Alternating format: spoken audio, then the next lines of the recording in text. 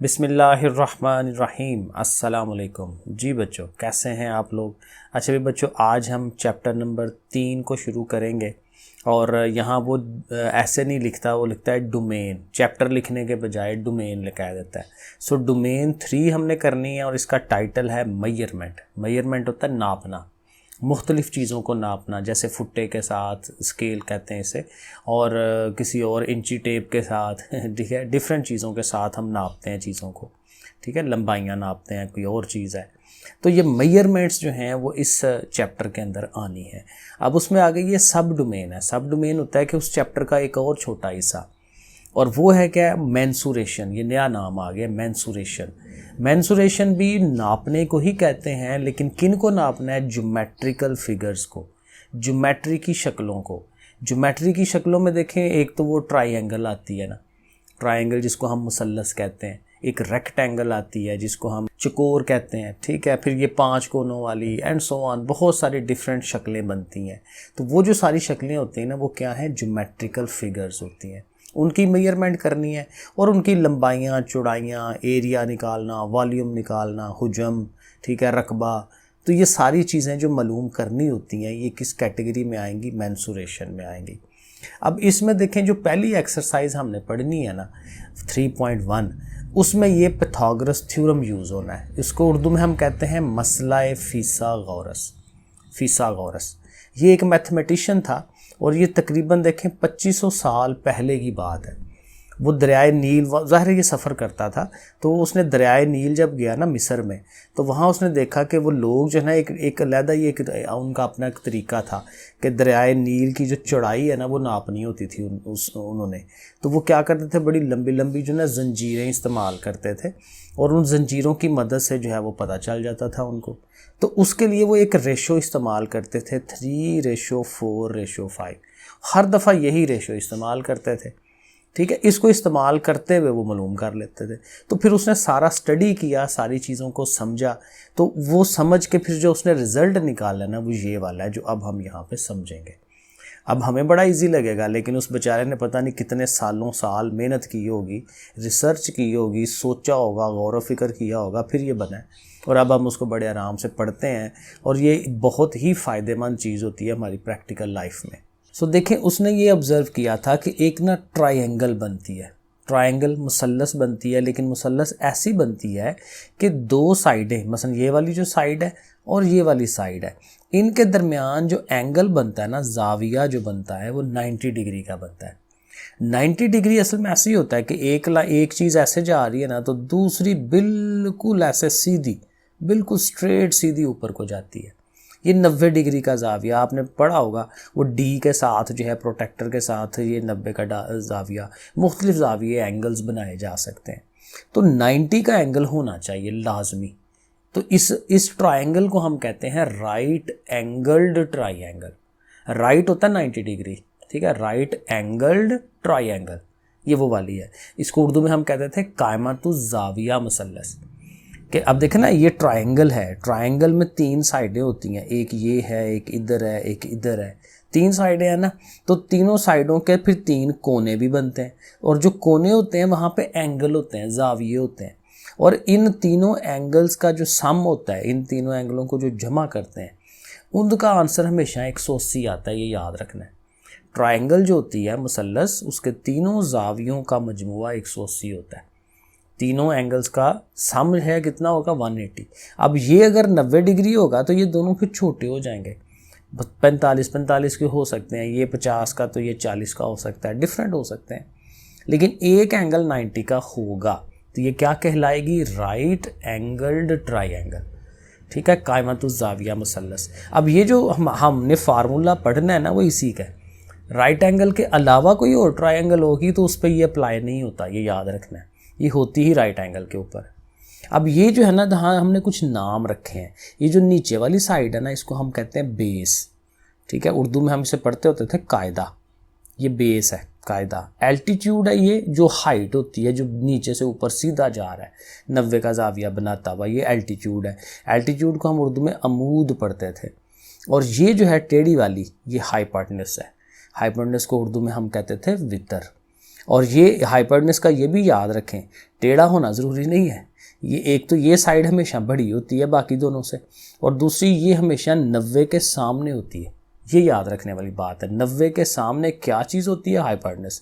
ये दोनों आगे पीछे हो जाएं कोई फ़र्क नहीं पड़ता, इसको बेस कह लें, इसको एल्टीट्यूड कह लें, वो अलग कंसेप्ट है, कोई इशू नहीं है, जैसे मर्जी कर लें। तो फिलहाल हाइपोटेन्यूज को याद रखना है वितर को कि वो किधर है। अब इसका फार्मूला क्या है? फार्मूला वो ये कहता है कि ये जो हाइपोटेन्यूज है उसका आप स्केयर लें, एल्टीट्यूड A इसका भी स्केयर लें, बेस B इसका भी स्केयर लें, तीनों का स्केयर ले लें, मुरब्बा ले लें। लेकिन ये तो के दोनों छोटे होते हैं ना, तो इन दोनों को एक तरफ रखें और हाइपोटेन्यूज को एक तरफ रखें। तो देखें हाइपोटेन्यूज का square is equal to B मतलब बेस का स्केयर प्लस A मतलब एल्टीट्यूड का स्केयर। तो ये फार्मूला आपने याद रखना है, ये हमेशा हम फार्मूले में यूज़ करेंगे कि इस अकेले का स्केयर अलहदा और इन दोनों का स्केयर अलहदा, लेकिन इनके बीच में जमा का निशान। ठीक है, तो ये याद रखना है, यही फिथागोरस थ्योरम है, इसको हम यूज़ करेंगे, मुख्तलिफ चीज़ें इस्तेमाल करेंगे, आंसर निकालेंगे। अब एक्सरसाइज करते हैं। एक्सरसाइज में ये सवाल बड़े ही मज़े के हैं और बड़े ही इंपॉर्टेंट हैं। 3.1 है, पहला क्वेश्चन कहता है फाइंड x, और ये डायग्राम सवाल में बनी हुई है। डायग्राम ऐसे करके बनी हुई है, नज़र आ रहा है कि यहाँ पर राइट एंगल है, यहाँ पर 90 डिग्री का एंगल बन रहा है। तो इसके सामने वाली चीज़ का नाम x है, ये नीचे जो बेस है हमारी ये 5 सेंटीमीटर है, ये हमारी एल्टीट्यूड जो है ये 12 सेंटीमीटर है। ऊंचाई, एल्टीट्यूड, अमूद, जैसे भी इसको याद रख सकते हैं। तो फार्मूला क्या होता है? हाइपोटेन्यूज अलहदा होना चाहिए, अकेला एक तरफ। तो देखें हर दफ़ा मैं ये फार्मूला लिखूंगा और इनमें रकमें पुट कराऊंगा। h का square is equal to B square plus A square. अब आप लोग चूँकि 8वीं क्लास में हैं तो मैंने सॉल्व करके समझा रहा हूँ, वरना बहुत ज़्यादा टाइम लग जाता है। ठीक है, तो देखें हाइपोटेन्यूज क्या है, ये वाली साइड है ना, तो ये हमारा x है, तो उसकी जगह आप x लिख लें, ऊपर स्केयर लिखें। बेस हमारी B जो है ये 5 सेंटीमीटर है, उसकी जगह 5 लिखते हैं, उसके ऊपर भी स्केयर है। और एल्टीट्यूड जो है ये 12 है, तो उसकी जगह 12। देखें जस्ट वैल्यूज़ लगानी है। अब इसको बाद हल कर लें। 5 का स्केयर कैसे लेते हैं? 5 को 5 से ज़रब दे दें, 5 5 25। 12 को 12 से मल्टीप्लाई करें, 144 आ जाएगा। फिर ज़ाहिर है प्लस लिखा हुआ है तो प्लस कर देंगे, 169 हो गया।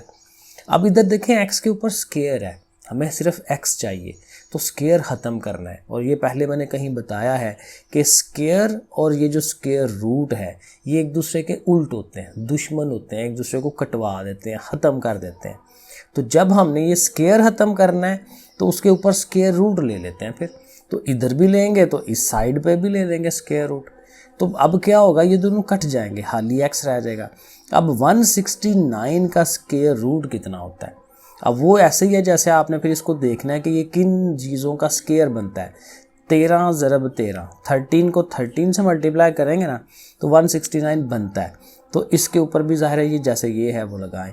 अब ये 13 का स्केयर है तो स्केयर बन जाएगा, क्योंकि दो चीज़ें हैं, दो चीज़ों का स्केयर बनता है 700। अब ये दोनों कट जाएंगे तो 13 आंसर बनता है। वरना डायरेक्ट याद रख लें 169 13 का स्केयर होता है, तो आप ऐसे भी बना सकते हैं। तो ये है जी पहला पार्ट। अब बाकी सब के अंदर हमने इसी तरह से चलते जाना है। दूसरा पार्ट देखते हैं। यहाँ पे भी देखें ट्रायंगल बनी हुई है, सिर्फ आपने ये ध्यान रखना है कि 90 किधर बन रहा है, क्योंकि ये लाइन सीधी, ये बिल्कुल लाइन सीधी, यहाँ 90 का ज़ाविया है। तो 90 के सामने जो चीज़ होती है वो हाइपोटेन्यूज है। हाइपोटेन्यूज का याद रखें, बाकी दोनों एक तरफ ही होते हैं। तो हाइपोटेन्यूज का square is equal to base का स्केयर प्लस एल्टीट्यूड का स्केयर। ये आपने हमेशा इसको याद रख लेना, रट्टा कर लेना। हाइपोटेन्यूज हमारा अब ये 8 है, उसकी जगह 8 लिख दें। बेस हमारी ये x है, उसकी जगह x लिखें। एल्टीट्यूड ये हमारी लंबाई है 6, उसकी जगह 6 लिख दें। अब फिर हल करने चल पड़ते हैं। 8 को 8 से ज़रब दें, 64, 6 बार 36। अब चूँकि x स्केयर फाइंड करना है तो इसको अकेला करना है। 36 को उठाएं, प्लस हो रहा है, उधर जाके माइनस हो जाएगा। तो ये हमारा अगला स्टेप यहाँ पे बनेगा, माइनस हो जाएगा उधर जाके, माइनस हो के बनता है 28। अब फिर उसी तरह स्केयर रूट ऊपर ले लेना है। अब 28 देखें कैसे होता है, 4 7s are 28, और 4 जो है वो 2 का स्केयर होता है ना, 2 2s are 4। ठीक है, तो इसलिए 2 का स्केयर। अब क्या होगा कि चूंकि ये स्केयर है तो स्केयर अंडर रूट कट गए तो ये 2 बाहर चला जाता है। अब देखें ना ऐसे है, 2 का स्केयर हो ऊपर अंडर रूट हो, square root under root cut जाता है और खाली 2 रह जाता है। तो खाली 2 का मतलब 2 बाहर है अंडर रूट से, और 7 तो अकेला है ना, तो 7 का तो अंडर रूट ही रहेगा, उस पर तो स्क्वायर बन नहीं रहा। तो ऐसे करके हमें आंसर इसका लिख देना है। थर्ड वाला पार्ट भी देख लें। अब देखें ट्राइंगल की शक्लें मुख्तलिफ करेगा सवाल या काम वही है सारा। अब ट्राइंगल की शक्ल ये बना ली है, अब नज़र कहाँ आ रहा है 90 डिग्री, ठीक है। डायरेक्ट इस पे हाइपोटेनस पे ना आए कि ये तिरछा है तो ठीक है, 90 डिग्री को ढूंढा करें, 90 डिग्री के सामने वो होता है, ये चीज़ ध्यान रखनी है। तो यहाँ 90 बन रहा है, तो ये हाइपोटेनस ही है, तो ठीक है फार्मूला पहले लिख लें। अब हाइपोटेनस ये 13 है ना, तो h की जगह 13 का स्क्वायर, ये 7 x है, ये 5 है, वो दोनों इधर आ जाएंगे। उसी तरह 169, 13 ज़रबे 13 अभी हमने किया पीछे 169, और 5 का स्क्वायर 25, आगे फिर वही, ये जाके उधर माइनस होगा, ठीक है। ये मैं सीधा कर देता हूँ, वरना क्या होता है ये उठ के जाता है ना उधर, तो ये इसने जाके माइनस होना है। 169 माइनस 25 वो मैंने इस तरफ लिख दिया है, क्योंकि नॉर्मली जो फाइंड करना होता है वो इस तरफ होता है ना, तो वो कोई फ़र्क नहीं पड़ता। हो तो यही रहा है ना कि 25 जाके माइनस हो रहा है, तो देखें माइनस ही हम करवा रहे हैं। सो 169 में से 25 निकाल दें 144, और फिर वही कि आपने जब इसके ऊपर स्क्वायर रूट लेना है तो आपने चेक करना है 144 किस चीज़ का स्क्वायर बनता है, तो वो 12 का बनता है। अभी हमने पीछे एक सवाल में किया पहले पार्ट में, ठीक है। तो कुछ ज़ुबानी बंदा रख सकता है याद, मसलन 13 का 169 है, 12 का 144 है, 11 का 121 है, ये 4-5 चीज़ें ना याद रख लें ज़ुबानी, क्योंकि ये बार बार आती हैं सवालों में। तो इसका 12 आंसर बन जाएगा। तो साथ इसके लिख दिया करें इसकी यूनिट, कि सेंटीमीटर है कि डेसीमीटर है कि मीटर है, जो उसने दिया हो सवाल के अंदर। तो ये हमारा तीसरा पार्ट भी हो गया। 4 वाला पार्ट बिल्कुल वही चीज़ है, ट्रायंगल बनी हुई है, यहाँ 90 डिग्री है, इसके सामने ये x है, ये हमारा हाइपोटेनस है। फार्मूला लिखें, हाइपोटेनस की जगह x है, बेस हमारी ये 24 है वो आ जाएगा, एल्टीट्यूड हमारा 7 है वो आ गया।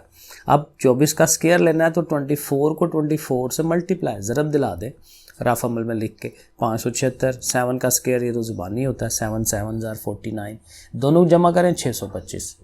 अब फिर वही अंडर रूट लेना पड़ेगा, और 625 जो है ना ये ऐसे आप बना लें, अगर आपको ज़ुबानी नहीं पता ऐसे बना के देखा करें, तो ये हर दफ़ा 5-5 से होता जाएगा, 4 दफ़ा 5-5 आने, 5 पे डिवाइड होता चला जाएगा। तो फिर 2 स्क्वायर्स बनेंगे, इन दोनों का स्क्वायर और ये दोनों, ठीक है, ये स्क्वायर, तो स्क्वायर अंडर रूट काट के ये 5 और 5 रह जाएगा, तो 5 5 कितना होगा 25। तो इसके साथ भी यूनिट इसकी लिख लें कि ये सेंटीमीटर्स में है, ठीक है जी। 5वां पार्ट इसका देख लें, इसमें भी ट्रायंगल बनी हुई है, हर चीज़ वैसे ही है, ये 90 डिग्री है, इसके सामने ये हाइपोटेनस है, 30 वैल्यूज़ लगाएंगे, स्क्वायर्स लेंगे, माइनस कराएंगे, एग्जैक्ट पिछले सवाल की तरह माइनस करा के ये आ जाएगा 576। इसको आप बनाएं, ये देखें मैंने सारा बनाया, पहले 2 से होता गया है, फिर एंड पे 2 दफ़ा 3 से होना है इसने, ठीक है। तो ये 2 मिल के स्क्वायर, ये 2 मिल के स्क्वायर, ये 2 मिल के स्क्वायर, ये देखें बना लिए, साथ 3 का भी स्क्वायर बन रहा है, तो सबका स्क्वायर अंडर रूट कट जाएगा, 2 2 2 3 आ जाएगा, इनको मल्टीप्लाई करें 24 सेंटीमीटर। क्वेश्चन नंबर 1 का लास्ट वाला पार्ट है, ये भी उसी तरह से बना हुआ हर चीज़, ये 90 डिग्री है, उसके सामने ये हमारा हाइपोटेनस है, हाइपोटेनस बस अकेला होना चाहिए। तो x को एक तरफ कर लिया, बेस और एल्टीट्यूड की ये वैल्यूज़ लगा ली 6 और 8, बेस और एल्टीट्यूड मैंने बताया आगे पीछे हो जाए कोई फ़र्क नहीं पड़ता, इसको आगे पीछे नहीं होना चाहिए हाइपोटेनस को, ठीक है। वितर हाइपोटेनस वो ध्यान रखना है कि वो कौन है, ठीक है, और वो ज़ाहिर अकेला रखना होता है उसको। तो इन दोनों का स्क्वायर्स लिए, प्लस किया, 100 का हमें ज़ुबानी पता है, 10 ज़रब 10 जो है 10 10 100 होता है, तो 100 का अंडर रूट 10 आ जाना है, ठीक है। तो ये बड़ा इजी सा काम है। अब थोड़ा से डिफरेंट सवाल हैं, तो ज़ाहिर है वही चीज़ें इस्तेमाल होनी है, लेकिन ज़ाहिर है कि थोड़ा सा उसमें फ़र्क डालेगा। क्वेश्चन नंबर 2 देखें क्या कहता है, in an isosceles right angled triangle. अब 2-3 बातें बता रहे हैं, एक क्या है राइट एंगल ट्राइंगल है, जैसे अभी हम करते आ रहे हैं, 90 डिग्री उस ट्राइंगल में बनेगा, 90 का जाविया। आइसोसेलेस है, आइसोसेलेस में ये होता है कि 2 साइडें बराबर होती हैं। एक आगे एक आएगा सवाल लास्ट वाला जिसमें वो कहेगा इक्विलैटरल, इक्विलैटरल होता है जिसकी तीनों साइडें बराबर होती हैं। आइसोसेलेस का लफ्ज़ ये बार बार आने हैं आगे 9वीं 10वीं में एंड सो ऑन, तो इसलिए ज़हन में बिठाएं इन्हें। आइसोसेलेस, आइसोसेलेस क्या है, 2 साइडें बराबर होती हैं। राइट एंगल है क्योंकि उसमें 90 डिग्री का एंगल बन रहा होगा, ये मैंने सामने बनाने की कोशिश की है। अब देखें ना आइसोसेलेस है तो मैंने ये उसकी जो बेस और हाइट है ना दोनों को एक्स एक्स कह दिया क्योंकि दोनों बराबर हैं एक दूसरे के। आइसोसेलेस में दो साइडें बराबर हैं। The square of the hypotenuse, ये हाइपोटेन्यूज है, उसका कहता है जब स्क्वायर लिया जाता है तो वो 98 आता है। अब ज़ाहिर है फार्मूला जब हम लिखेंगे तो उसमें हाइपोटेन्यूज का स्क्वायर होता है ना, तो हाइपोटेन्यूज का स्क्वायर बना के उसने दे दिया हमें सवाल के अंदर 98 सेंटीमीटर, तो एच स्क्वायर की जगह पे हमने 98 लिख देना। ठीक है, तो find the length of the equal sides, के वो जो दोनों साइडें हैं एक्स वो मालूम करें। तो फार्मूला तो वही हम लिखेंगे ना पाइथागोरस थ्योरम, एच का स्क्वायर बराबर बेस का स्क्वायर प्लस एल्टीट्यूड का स्क्वायर। तो एच स्क्वायर तो उसने दे दिया है, बेस हमारी भी एक्स ही है और जो एल्टीट्यूड है वो भी एक्स है, तो दोनों की जगह पे हमने एक्स लिख देना है और ऊपर स्क्वायर्स हैं। तो एक्स का स्क्वायर प्लस एक्स का स्क्वायर क्या हो जाएगा, 2 टाइम्स एक्स का स्क्वायर। एक और एक, जैसे कहते हैं ना एक रोटी जमा एक रोटी तो कितनी होगी, 2 रोटियां हो गई, तो रोटी तो साथ आनी है ना, एक्स का स्क्वायर आ रहा है तो साथ 2 हो जाएगा। अब ये 2 इसके साथ अटैच है, एक्स को अकेला करें, 2 इधर मल्टीप्लाई हो रहा है उधर जाके डिवाइड, 98 को 2 पे डिवाइड करें तो 49 आता है। अब वही बात, स्क्वायर बना हुआ है, स्क्वायर रूट बनाएं इसके ऊपर, वो बना दिया। और 49 किसका होता है, 7 का, 7 7 जार 49, तो x की वैल्यू हमें मिल जाती है 7 और ये क्या है सेंटीमीटर। तो दोनों साइडों की लंबाई हमें पता चल गई कि वो कितनी है 7 सेंटीमीटर। 7 सेंटीमीटर ये है, 7 सेंटीमीटर ये है, इसलिए ये आइसोसेलेस है। ये दोनों साथ साथ हैं और वो 98 का अंडर रूट है। ठीक है, तो वो ऐसे करके तीनों साइडों का पता चल जाता है। क्वेश्चन नंबर 3 देखते हैं। अ लैडर, कहता है एक लैडर है, लैडर होती है सीढ़ी, एक सीढ़ी है जो कि 10 मीटर लॉन्ग है, सीढ़ी की लंबाई कितनी है 10 metre. Okay, is made to rest against a wall, एक दीवार के साथ हमने उसको लगा दिया है। तो ये हम कोशिश करेंगे, लो जी ये हमने दीवार बनाई है और दीवार के साथ ये सीढ़ी लगाई है।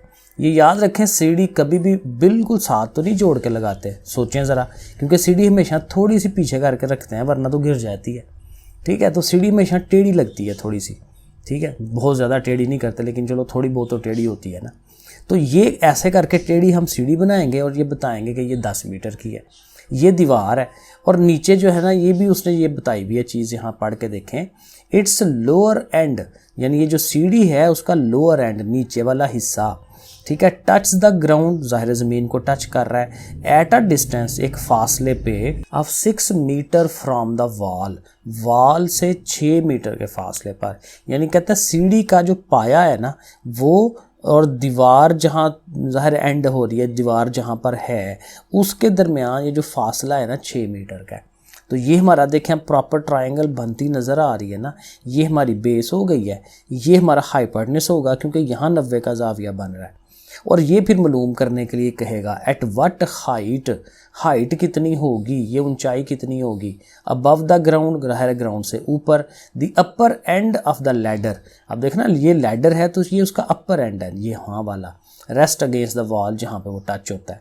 तो जहाँ पे सीढ़ी टच होती है वहाँ से लेके नीचे तक का फासला दीवार का, सारी दीवार नहीं, यहाँ से लेके यहाँ तक, तो ये प्रॉपर वो बन रहा है ना पाइथागोरस थ्योरम। तो हम लगा लेते हैं एच का square is equal to B का स्क्वायर, हर दफ़ा यही फार्मूला। एच का मतलब हाइपोटेन्यूज, ये बेस है, ये एल्टीट्यूड है। अब हाइपोटेन्यूज क्या है, ये हमारा ये 10 है उसकी जगह 10 लिखें, बेस हमारी ये वाली है, ये 6 है उसकी जगह 6 लिख दें, और ये चूँकि मालूम करनी है दीवार तो उसकी जगह आप एक्स कह दें जैसे पिछले सवालों में करते आ रहे हैं।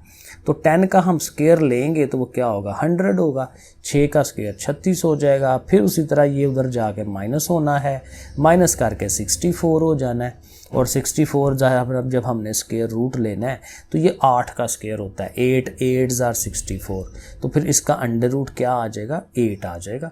तो हमें पता चल गया कि इसकी कितनी दीवार की हाइट कितनी है 8 मीटर। तो बस ये हो गया, आगे चलते हैं क्वेश्चन नंबर 4 पे आ जाएं। द शेडो ऑफ अ पोल, कहते हैं अब एक पोल है, खंबा है, उसका शेडो बन रहा है, उसका वो साया बन रहा है। अब जाहिर है पोल ऐसे करके लगा होगा ना बिल्कुल सीधा, तो साया तो ज़मीन के ऊपर ही पड़ना है ऐसे करके, ठीक है। ये मैंने आगे डायग्राम बनाई है ऊपर, लेकिन जैसे ऐसे करके बना लें, ठीक है। Measure from the foot of the pole is 2.8 metre long, कहते हैं पोल का जो फुट है ना यहाँ से जब आप साया इसका नापते हैं ना तो 2.8 मीटर बनता है। तो ये जो बेस है ना ये हमारी 2.8 मीटर बन जाएगी। If the distance from the tip of the shadow, ये शैडो है तो शैडो की ये टिप है जहाँ पे एंड हो रहा है, ठीक है, tip of the shadow to the tip of the pole, अब पोल की टिप ये है, तो ये इन दोनों का ये जो डिस्टेंस है ये वो अब बता रहा है वो कितना है 10.5, ये वाला 10.5 है, ठीक है। तो फिर क्या करना है, फाइंड लेंथ ऑफ द पोल, पोल की लंबाई ये मालूम करनी है। तो ये देखें एग्जैक्ट वही डायग्राम बन रही है जो पिछले सवाल में बनी थी कि उसका हाइपर्टनस भी था, उसकी बेस भी थी और एल्टीट्यूड हमने फाइंड करना था। तो एग्जैक्टली ये चीज़ हम यहाँ ये देखें मैंने डायग्राम बनाई हुई है, ये बनेगी, ठीक है। ये एक्स है पोल की लंबाई, ये हमारा जो साया था और ये उसकी जो बाकी जो साए की टिप से लेके पोल की टिप तक का जो फासला उसने कहा है। तो यहाँ पे फिर वही आप फार्मूला लिखेंगे, एच हमारा 10.5 है वो लिख लें, बेस हमारी 2.8 है वो लिख लें और ये हमारा एक्स है। अब इनके स्केयर लेने हैं तो फिर रफ अमल में 105 को 105 से ज़रब दे लेना तो 1 10 25 आएगा। और पॉइंट मैंने बताया हुआ है आपको पहले भी कि 110.5 है और 110.5 को आप ज़रब दे रहे हो ना, तो यहाँ पे भी पॉइंट के बाद एक डिजिट है, यहाँ पे भी पॉइंट के बाद एक डिजिट है, तो 2 डिजिट हो जाते हैं। तो 2 डिजिट छोड़ के आपने पॉइंट लगाना होता है क्योंकि अब ये ज़ुबानी ज़रब कर रहे हैं ना, तो ये ज़रा देखना पड़ता है। यहाँ पे भी यही करें, 28 को 28 से ज़रब दे लें 784 आएगा। और फिर वही बात कि एक पॉइंट के बाद ये है, दूसरा भी होना है, तो 2 हिस्से छोड़ के पीछे पॉइंट आपने लगा लेना है, तो ये वैल्यूज़ आ जाएंगी। बाकी काम वही है, इसको उठाएं उस तरफ ले जाएं, माइनस होना है उसने जाके माइनस करवाएं, ऐसे ऊपर नीचे रख के माइनस करा दें, तो 102.41 बनता है। अब ये ज़ाहिर है ये स्केयर है, तो जब आपने अंडर रूट लेना है इसका तो फिर क्या आंसर आएगा। अब प्रॉब्लम इसकी यही है कि हमें इसका अंडर रूट जो है वो लेना पड़ेगा। तो ये आप देख लें, ठीक है। अगर आपको समझ नहीं है इस चीज़ की तो आपने पीछे 1.567 जो एक्सरसाइजेज है ना उनको ज़रा तफसील से समझें, आपको ये स्केयर रूट लेना आ जाएगा। तो बहरहाल ये करके ना देखें, इसका आंसर ये 10.119 आता है और इस 9 को राउंड ऑफ करें तो यहाँ 2 बन जाता है क्योंकि ये 5 से बड़ा है ना, तो इसको अगर आप छोड़ते हैं तो इस पीछे वाले को 1 बड़ा कर लेते हैं, तो ये 10.12, तो ये आंसर बनना है 10.12। ये भी एक पीछे यही आंसर लिखा हुआ है। Question number 5, if A B C are the length of the sides of a triangle. अब ये सवाल दिया हुआ ना, उसमें ए की रकम भी है, बी भी है, सी भी है, तो कहते हैं अगर ये किसी ट्रायंगल की लंबाइयाँ हैं, किसी मुसल्लस की लंबाइयाँ हैं, तो फिर हमें टेल करें, बताएं कि which of the following triangles are not right angle. इनमें से कौन सी राइट एंगल है, कौन सी नहीं है। अब राइट एंगल या दूसरे के लिए आपने वही बात कि पाइथागोरस थ्योरम इस्तेमाल करना है, मसला फिसागोरस, और उसके लिए देखें बड़ा एक सिंपल सा टोटका होता है। इन तीनों में से देखें बड़ी कौन सी है, बड़ी ये बन रही है, ये 7 वाली है, तो इसको अकेले ये समझें ये हाइपरनेस हो सकता है, और ये दोनों क्योंकि वो दोनों छोटे होते हैं, हाइपरनेस हमेशा बड़ा होता है। तो हम क्या करेंगे कि ये जो छोटी 2 चीज़ें हैं इनका स्केयर ले लेंगे। तो ये देखें मैंने लिखा है A and B are 2 smaller sides, सो उन दोनों के स्केयर्स लेके उनको जमा कर लें। तो 6 का स्केयर जमा 5 का स्केयर, तो ये कितना बन जाता है 61 आ जाएगा आंसर। अब जो तीसरी साइड है जो अकेली है उसका स्केयर लें, तो C का स्केयर लें, वो कितना बनता है 49। अब ये देखें ये दोनों बराबर नहीं आ रहे, तो जब बराबर नहीं आए तो हम ये लिखेंगे कि since a square plus B square is not equal to c square, so ये जो हमारी बड़ी ट्राइंगल ए बी सी है is not a right angle triangle, कि वो राइट एंगल नहीं है, ये बराबर आना चाहिए क्योंकि पाइथागोरस यही कहता है कि छोटी दोनों का जो स्केयर्स है उनका सम जो है वो बड़ी वाली के स्केयर के बराबर आता है। ये पाइथागोरस थ्योरम है। अगले में देख लेते हैं, अगले में शायद वो बराबर आ जाए। यहाँ पे भी ये 2 रकमें हैं, ये थोड़ी बड़ी नज़र आ रही है, तो इन दोनों का आप स्केयर लें, उनको जमा कराएं, देखें क्या आया है 145। और C का जब आप स्केयर लेंगे तो अंडर रूट कट जाएगा, वो भी 145 आएगा। तो इसकी दोनों जो चीज़ें हैं ये बराबर आ जाएंगी। C का स्केयर देखें 145, तो चूंकि वो दोनों बराबर आ गए हैं, A square plus B square is equal to C square हो गया है, तो फिर क्या हो गया कि ABC is a right angle triangle, कि ये कायमतुज़ ज़ाविया मुसल्लस है। ठीक हो गया। थर्ड वाले में भी ऐसे ही करना है। अब यहाँ पे छोटे ये दोनों हैं, ये बड़ी है, तो छोटे दोनों का स्केयर लेके उनको जमा करते हैं। तो ये देखें स्केयर लेके जमा करा रहे हैं, ऐसे स्टेप बनाएं 169। और जो 13 है तीसरा वाला, उसका स्क्वायर लें वो भी 169, दोनों फिर बराबर आ गए हैं। तो फिर यही लिख देंगे कि ये जो है राइट एंगल ट्राइंगल बन रही है। क्वेश्चन नंबर 6, इन अ राइट एंगल ट्राइंगल ABC। अब राइट एंगल उसने कहा है कि राइट एंगल है, पहले से बता दिया, विद हाइपोटेनस C, इनमें से तीनों में जो C है वो हाइपोटेनस है, ठीक है, एंड साइड्स A और B उसकी साइडें हैं। फाइंड द अननोन, ये असल बात है कि जो तीनों में से नहीं पता वो मालूम करें उन तीनों में से। अब यहाँ पे देखें इस सवाल में किसका हमें नहीं पता, B का नहीं पता, तो आपने फार्मूला लिख लेना है, क्योंकि C है ना उसका हाइपोटेनस, तो C को अकेला रखना है, A² + B² = C²। तो वैल्यूज़ लगाएं, A की रकम 60 है, उसकी जगह 60 लगाएं, B मालूम करना है वो वैसे ही रहेगा, और C की जगह 61। अब वही बात, स्क्वायर लेना है, 61 को 61 से मल्टीप्लाई करें, 3721 आएगा। इसका स्क्वायर तो आसान है, 0 है ना, 0 एक अकेला 0 है, 2 बना दें, 6 को 6 से ज़रब दे दें, 6 बार 36, 36, तो ये डायरेक्ट आ जाता है। ये ज़रा आपको रफ अमल में लिख के करना पड़ेगा, बाकी वही है, इसको अकेला करना है, इसको उठाएं उधर ले जाएं, जाके माइनस ही होना है क्योंकि इधर प्लस हो रहा है, तो माइनस हो के तो क्या वैल्यू आ गई 121। तो अब वही बात है जैसे मैंने पीछे कहा कि हमें कुछ स्क्वेयर्स का याद होना चाहिए, तो 121 होता है 11 के स्क्वेयर, तो 11 करके स्क्वेयर अंडर रूट कटवा के B की वैल्यू हमें मिल गई 11 सेंटीमीटर। तो ये सारे सवालों में इसी तरह का काम है। सेकंड वाला पार्ट देख लें, यहाँ पे भी A दिया हुआ है, C दिया हुआ है, B मालूम करना है, लेकिन बस ये है कि बटे बने हुए हैं, तो उस पर कोई फ़र्क नहीं पड़ता, फार्मूला वही है हमारा, और वो फार्मूला लिख के उसके अंदर हमने रकमें पुट करा देनी है। ये पुट करा दी, 5 का स्क्वायर 25, 12 का 144, अब ये याद हो जाता है। 13 देखें कितनी दफ़ा आया है, 169 है, 12 का स्क्वायर फिर 144। अब काम बेसिक वही है, इसको अकेला करना है, इसको उठाएं उधर ले जाएं, माइनस हो गया। अब ये हैं तो बटे, एलसीएम्स वाफिकल की तरफ जाते हैं, लेकिन वो आसान हो जाता है अगर नीचे वाली चीज़ एक जैसी हो, नीचे वाली एक जैसी हो ना, तो वो तो वही लिखें, और ऊपर जो अगर प्लस हो रहा है या माइनस हो रहा है करवा दें। माइनस हो रहा है, इसमें से ये माइनस कराएं, 144 ही आएगा। दोनों सेम आ गए हैं, कट जाएंगे, 1 हो जाएगा। और जब आपने अंडर रूट लेना है तो 1 का अंडर रूट 1 नहीं होता है, कोई मसला नहीं है, वही आता है, क्योंकि 1 1 1 होता है, ठीक है। इसी तरह तीसरा पार्ट देख लें, B दिया हुआ है, A दिया हुआ है, C मालूम करना है, तो फार्मूला लिखें उसी तरह, C मालूम करना है तो वो अकेला रहेगा, B की वैल्यू, A की वैल्यू। अब देखें यहाँ थोड़ा सा ध्यान रखना है, A की वैल्यू में 2 रकमें हैं, 4 अंडर रूट के आज़ाद है, 5 के ऊपर अंडर रूट बना हुआ है, तो जो आज़ाद है उसका तो डायरेक्ट स्क्वायर ले लेना, 4 4 are 16। यहाँ चूँकि जब मरबे या स्क्वायर ने आना है तो स्क्वायर अंडर रूट एक दूसरे के दुश्मन है, कटवा देंगे, खाली 5 रह जाएगा, तो सिर्फ 5 लिख दें, लेकिन वो 7 उसके लिखें, 16 के साथ 5 को लिखें। 10 का स्क्वायर 10 10s are 100, ठीक है। अब इन दोनों को पहले मल्टीप्लाई करा लें, 16 5 बार 80 होता है, ये दोनों प्लस होंगे, 180 आएगा। अब वही बात के स्क्वायर है, इधर तो अंडर रूट लेना है, तो C क्या होगा 180 का अंडर रूट। अब 180 अगेन उसी तरह से लिख के, ये आपको थोड़ी सी करनी पड़ती है, हर दफ़ा पार्ट्स बनाने पड़ते हैं, तो ये मैंने पार्ट्स बनाए हैं, पहले 2 दफ़ा 2 2 से होना है, फिर 2 दफ़ा 3 3 से होना है, फिर एंड पे 5 से होना है, ठीक हो गया। तो ये फिर 2 का भी स्क्वायर, 3 का भी स्क्वायर और 5 अकेला, तो जिनके ऊपर स्क्वायर है वो अंडर रूट से कट जाएंगे, 2 और 3 अंडर रूट से बाहर आ जाएगा, 2 3s are क्या हो जाएगा 6, और अंडर रूट 5 अंदर है, तो ये C की वैल्यू हमें इस तरह से इस शक्ल में मिल जाएगी। 4 वाला पार्ट बिल्कुल वैसा ही है, C मालूम करना है, A और B दोनों दिए हुए हैं, फार्मूला लिखें, वैल्यूज़ पुट कराएं। 5 का स्क्वायर 25 है, 5 का स्क्वायर फिर 25 है, 7 का अंडर रूट स्क्वायर कटेगा, 7 रह जाएगा। 25 7s are 175, ये दोनों प्लस होंगे तो 200 हो जाएगा। और अब ज़ाहिर है 200 का स्क्वायर रूट लेना है, और 200 का आप ये बना लें, 2 लैदा कर दें, 10 10 लैदा, 10 10s are 100 होता है ना, 100 2s are 200, वो पूरा हो जाता है।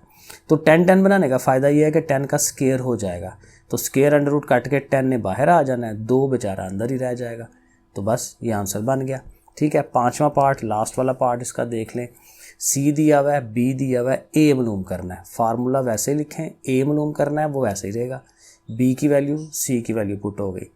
5 का स्क्वायर 25, ये 3 ऐसे ही क्योंकि स्क्वायर अंडर रूट कटना है, 10 का स्क्वायर 100, स्क्वायर अंडर रूट काट के 2 आ गया, ये 200 हो गया, और 25 3 बार 75। अब 75 ने जाके माइनस होना है, सो देखें 75 माइनस होके 125। अब वही बात फिर स्क्वायर है, आपको ख़त्म कराने के लिए स्क्वायर रूट लेना है, 125 3 दफ़ा 5 5 आता है, तो 2 5 मिलके तो स्क्वायर बना लेंगे, एक अकेला रह जाएगा, स्क्वायर अंडर रूट कटेगा, 5 बाहर आ जाएगा, ये 5 अंदर आ जाएगा। तो बस ये हो गया। लें जी, ये लास्ट वाला क्वेश्चन है हमारा। इसमें हमारे जो बुक वाला है उसने थोड़ी सी मिस्टेक ही कहूँगा, क्योंकि मैंने बहुत तफसील से चेक किया है। सवाल जैसे उसने कहा हुआ वैसे नहीं होना चाहिए। मैं आपको समझा देता हूँ कि है क्या। वो कहता है एक घर है और घर का जो फ्रंट है ना वो ऐसे करके बना हुआ है, और ये जो शक्ल बनी हुई है ना, ये देखें ट्रायंगल है, ठीक है। उसने सवाल में कहा हुआ है कि ये इक्विलैटरल ट्रायंगल है। जो मैंने शुरू में आपको बताया था कि इक्विलैटरल वो होती है जिसकी तीनों साइडें आपस में बराबर होती हैं।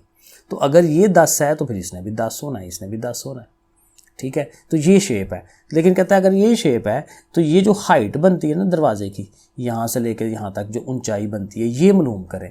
तो हमने इसको नाम रख देना ये h है, और इसका नाम, ये जो ऊंचाई है इसका यहाँ नाम C से लेकर D तक, और ये हमारा इसको, इस कोने को A कह लें, इस कोने को B कह लें। एक पूरा प्रॉपर एक जो है ना मुसल्लस वो बन जाएगी, ट्रायंगल बन जाएगी, ठीक है। यही सब कुछ उसने सवाल में कहा हुआ है। अब देखें 9 क्लास में ना एक थ्योरम है, ठीक है। 9 क्लास में जब आप जाएंगे तो वहाँ पे आपको एक चीज़ पढ़ाई जाएगी कि एक ऐसे नीचे लाइन लगी हो और एक लाइन ऐसे ऊपर से आ रही हो जो 90 का ज़ाविया बना रही हो, तो वो क्या करती है, वो उसको आधा आधा कर देती है, और उसका डिस्टेंस जो होता है ना इधर से और इधर से वो भी बराबर होता है। ये पूरा एक थ्योरम है। तो ये उसमें सवाल में कहा हुआ है कि ये उसके दरमियान से गुजरती है। तो दरमियान से गुजरने का मतलब ये है कि अगर ये टोटल 10 है तो ये साइड भी 5 हो जाएगी, ये साइड भी 5 हो जाएगी। 5 और 5 ही 10 होता है ना, उसने आधा आधा कर देना है उसको। तो उस थ्योरम को यूज़ करेंगे। तो इसलिए देखें मैंने लिखा है according to the theorem CD, ये जो हमारा CD है ये बाइसेक्ट करता है। इंग्लिश में बाइसेक्ट का मतलब होता है किसी चीज़ को आधा आधा कर देना। तो ये आधा आधा कर देता है किसको, AB वाली लंबाई को, ठीक है। सो फिर क्या होगा कि AD और ये जो BD है ये बराबर होंगे, आधा उधर आधा उधर बराबर हुए ना, और किसके बराबर हुए, 5। ये भी 5 है, वो भी 5 है। तो AD भी 5 है और ये जो BD है वो भी 5 है। पहले तो हमने ये लिख देना। अब सवाल में उसने ये मिस्टेक कह लें या ये उसने काम किया है कि उसने ये जो लंबाई है ना BC, इसका नाम रख दिया A, हालांकि इसको भी 10 होना चाहिए क्योंकि इक्विलैटरल है, ये भी 10 वो भी 10 वो भी 10। लेकिन बहरहाल उसने इसको A करके किया है। फिर आपके जैसे बुक के पीछे आंसर है फिर वही एग्जैक्ट आंसर आएगा, तो इसको A लेट कर लें। अब देखें, अब ये जो बीच में ये जो लाइन आ रही है ना ये 90 का ज़ाविया बना रही है, तो इधर भी 90 इधर भी 90। तो ये देखें इधर से लेके और ये वाली एक वो राइट एंगल ट्रायंगल बन रही है ना, कायमतुज़ ज़ाविया मुसल्लस बन रही है। यहाँ 90 डिग्री है, 90 के सामने ये हमारा हाइपोटेनस होना है, ये हमारी बेस होनी है, ये हमारा एल्टीट्यूड होना है। तो हम यही फार्मूला हम यूज़ कर लेंगे। BC का स्क्वायर, ये ना BC, ये हमारा हाइपोटेनस है, तो उसका स्क्वायर अकेला और बाकी दोनों का स्क्वायर अकेला, यानी BD का स्क्वायर और CD का स्क्वायर वो अकेला, वो एक तरफ। तो अब इनकी वैल्यूज़ लगा लें। BC हमने लेट किया है कि वो A है, उसकी जगह A लिख दें। CD हमारा जो है हमने उसको H कहा है तो उसको H लिख दें, और BD जो है ये हमने कहा है कि ये 5 हो गया हुआ है, उसकी जगह 5 लिख दें। अब इसको उसने हल करना है, क्योंकि चूँकि हमें H फाइंड करना है तो 5 के स्क्वायर को उठा के उधर ले जाए, उधर जाके इसने माइनस का हो जाना है, तो माइनस आ गया बीच में। तो A स्क्वायर माइनस 5 का स्क्वायर, तो 5 का स्क्वायर कितना होता है, 25 हो जाएगा, तो 25 हो गया। और चूंकि हमें H चाहिए, H का स्क्वायर नहीं चाहिए, तो दोनों तरफ अंडर रूट लेंगे, यानी यहाँ पे भी H के स्क्वायर के ऊपर अंडर रूट और इधर से इसके ऊपर भी अंडर रूट। तो ये अकेला H रह जाएगा क्योंकि स्क्वायर अंडर रूट काट के H is equal to this one. तो ये हमारा आंसर उसने पीछे दिया हुआ है, लेकिन असल आंसर ये होना चाहिए कि A की जगह आप 10 लगाएं, क्योंकि वो साइड 10 सेंटीमीटर है, तीनों साइडें बराबर होती हैं। तो आपने क्या करना है, पेपर के हिसाब से यहाँ तक करना है, लेकिन असल समझ के लिए आपने क्या करना है कि A की जगह 10 लगाना है। और 10 का स्क्वायर क्या होता है 100, 100 में से 25 निकालें 75, 75 का अंडर रूट आंसर है। असल आंसर ये है, ठीक है, जो बुक के पीछे नहीं है। यहाँ इसको जब पॉइंट्स में लेके जाते हैं तो वो ये आता है 8.66, और मैंने नेट पे भी कंफर्म किया यही तरीका है, ठीक है। तो असल मेथड ये है, लेकिन अगर आपने बुक के हिसाब से चल के आंसर देना है तो आपका आंसर यहाँ तक होगा। चलें जी, ठीक हो गया, ओके, फिर अल्लाह हाफिज़।